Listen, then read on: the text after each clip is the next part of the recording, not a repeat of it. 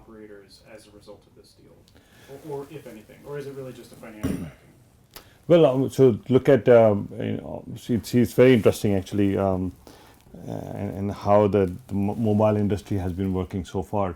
So if you look back, from the first generation, second generation, third generation, these phones were pretty dumb, right? All you really could do was, very little screen and had nine buttons, and the companies like Ericsson's and Nokia were defining standards, and all those standards could do was, very simple, like, okay, you can make a call waiting, three-way call. So everything you could do on this phone was defined in some standard, which was developed together between an operator and a big vendor, right? But if you look at IT world or IP world, there are no standards. It's like a Wild West, right? So people can do anything they want and be creative.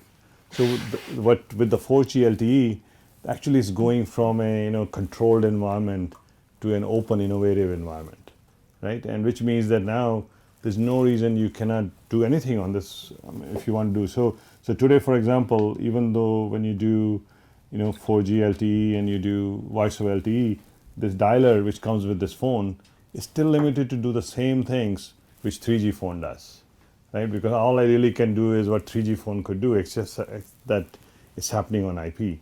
So but if you look at the enterprise, look at how much fancy phones like Mitel makes phones, which are, you can do a lot more stuff, right? And similarly, they actually make desktop clients, right, which can do similar to what Microsoft can do with Lync, for example. So there's no reason we cannot take this device and hijack this dialer and offer features which are much more broader than what standards define or what people are embedding in these phones today. So we'll be able to synergize on number of things which happened in the enterprise 10 years ago but have not reached out to the service provider yet. And if you look at today, number of companies are offering over-the-top applications. So there are a bunch of PBX vendors who offer an app, right? And you can have it download an app which can do a lot more than what this dialer can do.